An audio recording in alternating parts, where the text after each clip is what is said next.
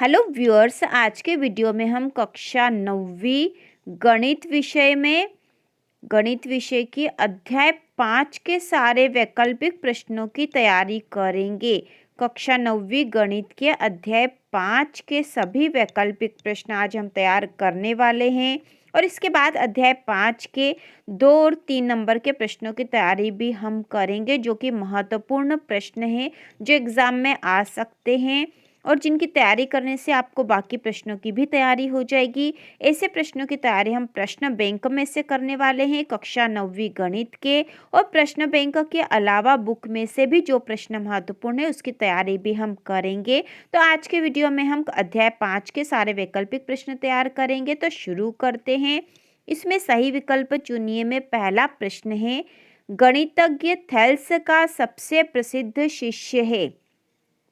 गणितज्ञ थेल्स का सबसे प्रसिद्ध शिष्य है, तो इसका उत्तर आएगा पाइथागोरस। गणितज्ञ थेल्स का सबसे प्रसिद्ध शिष्य था पाइथागोरस, जिसके नाम से पाइथागोरस प्रमेय है। इसके बाद दूसरा है, सिंधु घाटी सभ्यता में प्रयुक्त ईंट के लिए अनुपात लंबाई अनुपात चौड़ाई अनुपात मोटाई था। तो क्या अनुपात था यहाँ पर? तो यह अनुपात था 4:2:1। इस अनुपात में सिंधु घाटी सभ्यता में ईंटें बनाई गई थी। इसके बाद तीसरा प्रश्न है, पिरामिड एक ऐसी ठोस आकृति होती है जिसका आधार नहीं होता है। तो जिसका आधार नहीं होता, इसका उत्तर आएगा द रेखा। ठीक है, जिसका आधार रेखा नहीं होता है। इसके बाद अगला जो चौथा प्रश्न है, यूक्लिड ने अपनी प्रसिद्ध कृति एलिमेंट्स को कितने अध्यायों में विभाजित किया है? यूक्लिड ने अपनी प्रसिद्ध कृति एलिमेंट्स को कितने अध्यायों में विभाजित किया है? तो इसका उत्तर है 13 अध्यायों में। 13 अध्यायों में विभाजित किया है। इसके बाद अगला है, यूक्लिड है। तो यूक्लिड क्या थे? यूनानी थे, मिस्रवासी थे, रोमवासी थे या भारतीय थे? तो इसका उत्तर आएगा मिस्रवासी। यूक्लिड मिस्रवासी थे। इसके बाद अगला प्रश्न है, रिक्त स्थानों की पूर्ति कीजिए। तो इसमें पहला है, वे वस्तुएं जो परस्पर संपाती हो एक दूसरे के बराबर होती है।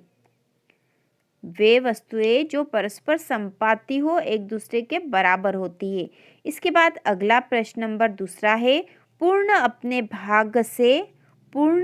भाग से बड़ा होता है। इसके बाद तीसरा है, एक वह है जिसकी केवल लंबाई व चौड़ाई होती है। तो एक पृष्ठ वह है जिसकी केवल लंबाई और चौड़ाई होती है। इसके बाद चौथा है, एक रेखा के सिरे बिंदु होते हैं।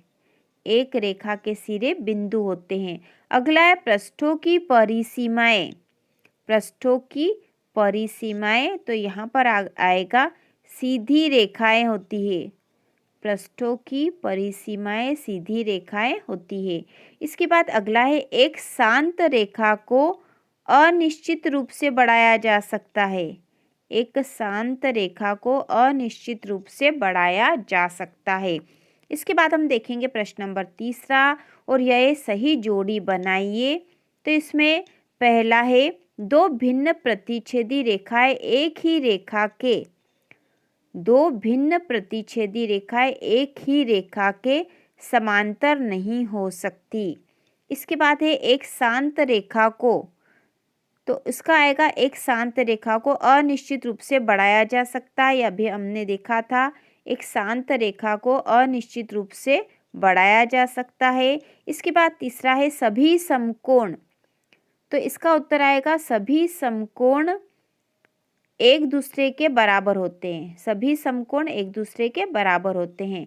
इसके बाद अगला जो है, दो भिन्न रेखाओं में एक से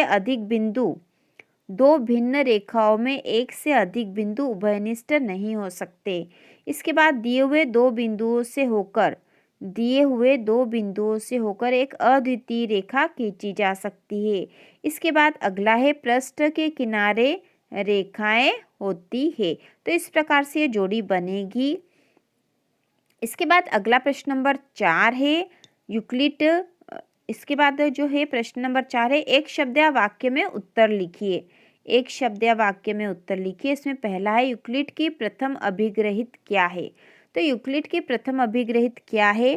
तो इसका उत्तर होगा वे वस्तुएं, यूक्लिड की प्रथम अभिग्रह थे वे वस्तुएं जो एक ही वस्तु के बराबर हो, वे वस्तुएं जो एक ही वस्तु के बराबर हो, एक दूसरे के बराबर होती है, एक दूसरे के बराबर होती है। तो यूक्लिड की प्रथम अभिग्रह थी कि वे वस्तुएं जो एक ही वस्तु के बराबर हो, वे वस्तुएं जो एक ही वस्तु के बराबर हो एक दूसरे के बराबर होती है, पहली या प्रथम अभिग्रह थी यूक्लिड की। इसके बाद दूसरा है यूक्लिड की पांचवी अभिग्रह लिखिए। यूक्लिड की पांचवी अभिग्रह क्या थी? तो पांचवी अभिग्रह थी पूर्ण अपने भाग से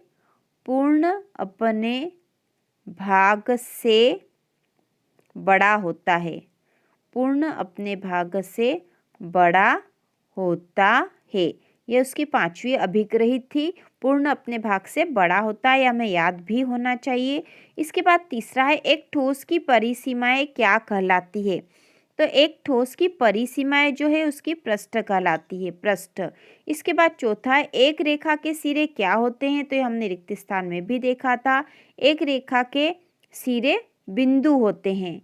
इसके पांचवा है सिंधु घाटी की सभ्यता में प्रयुक्त ईंट के लिए लंबाई चौड़ाई मोटाई क्या थी? तो यह हमने ऊपर भी देखा था, लंबाई चौड़ाई मोटाई थी 4:2:1। इसके बाद अगला प्रश्न है सत्य असत्य लिखिए। तो इसमें पहला है प्राचीन भारत में सुलभा सूत्र ज्यामिति रचनाओं के लिए महत्वपूर्ण ग्रंथ थे, तो यह कथन सत्य है। इसके बाद अगला है श्री यंत्र में एक दूसरे के साथ जुड़े 9 समद्विबाहु त्रिभुज अंतर्निहित थे, तो यह कथन भी सत्य है। इसके बाद अगला है एक ठोस की 3 विमाएं होती है, तो यह कथन भी सत्य है। इसके बाद अगला है एक पृष्ठ की 2 विमाएं होती है, तो यह कथन भी सत्य है। इसके बाद अगला है एक रेखा की एक विमा होती है, तो यह कथन भी सत्य है कि एक रेखा की एक विमा होती है। इसके बाद जो अगला प्रश्न है एक बिंदु की कोई विमा नहीं होती, तो यह भी कथन सत्य है क्योंकि बिंदु की कोई विमा नहीं होती, एक रेखा की एक विमा होती है, पृष्ठ की 2 विमाएं होती है और ठोस की 3 विमाएं होती है, तो हमें आसानी से याद रहेगा। इसके बाद अगला जो 7वां है एक बिंदु से होकर केवल एक ही रेखा खींची जा सकती है, तो यह कथन गलत है। एक बिंदु से होकर, जैसे ये बिंदु है, इससे होकर एक ही रेखा नहीं खींची जा सकती, हम यहाँ से भी खींच सकते हैं, हम यहाँ से भी खींच सकते हैं, तो कई प्रकार की रेखाएं खींची जा सकती है। इसके बाद अगला है 2 भिन्न बिंदुओं से होकर जाने वाली असंख्य रेखाएं हैं, तो यह कथन असत्य है। ठीक है, 2 भिन्न बिंदुओं से होकर जाने वाली असंख्य रेखाएं हैं, तो असत्य है क्योंकि यदि 2 भिन्न बिंदु है तो इनसे होकर असंख्य रेखाएं नहीं जाएगी बल्कि यह एक ही रेखा जाएगी। इसके बाद अगला है यदि 2 वृत्त बराबर है तो उनकी त्रिज्याएं बराबर होती है, तो यह कथन सत्य है। ठीक है, 2 वृत्त यदि बराबर होते हैं तो उनकी त्रिज्याएं भी बराबर होगी, यह कथन सत्य है। तो हम आगे के अध्यायों में वृत्त के बारे में और यूक्लिड की जो सारी अवधारणाओं के बारे में हम विस्तृत रूप से समझेंगे। जब हम प्रश्नों को हल करेंगे तब हम इनको भी समझ लेंगे, साथ में ही गणित के सारे सूत्र और सारी जो अवधारणाएं समझकर आगे बढ़ेंगे तो हमें कक्षा 10वीं की गणित भी आसान लगेगी। तो इस प्रकार हमने अध्याय 5 के सारे वैकल्पिक प्रश्नों को तैयार कर लिया है। इसके बाद अध्याय 5 के बाकी के प्रश्नों को हल करेंगे, प्रश्न बैंक में से भी और पुस्तक में से भी। तो इसी प्रकार के और वीडियो देखने के लिए कक्षा 9वीं की संपूर्ण तैयारी के लिए चैनल को सब्सक्राइब कीजिए।